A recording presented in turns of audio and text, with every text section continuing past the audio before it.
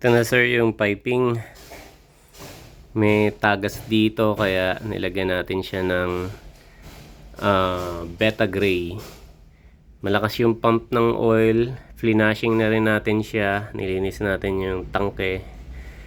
And then ito yung tahi niya. Natahi natin sa flat. Tapos sa may buko. Ayan. Kabilaan. Yung ano niya, pressure foot niya, maiksi na yung kabila, pero okay naman tahi niya. Kaya hindi natin pinalitan. Anyway, madali lang naman magpalit ng pressure foot kung kailangan. Tapos medyo nilinis natin to kasi sobra ng maitim na eh. Makapal na yung grasa.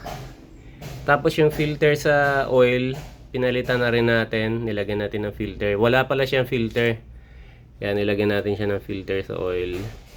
Tapos yung problema kasi niya, ito, yung kalog ng needle bar mataas. Mataas, malakas. Taas baba ang kalog niya. Dito siya nagka-problema yung connecting niya rito sa loob. Hinasa natin yan para mawala yung play ng needle bar. Ayan, okay na. Tsaka yung sa looper niya, ganun din. Malaki na rin yung play nito. Atrasabante yung play ng looper. Dito lang naman ng adjustment niyan. Hinigpitan na rin natin.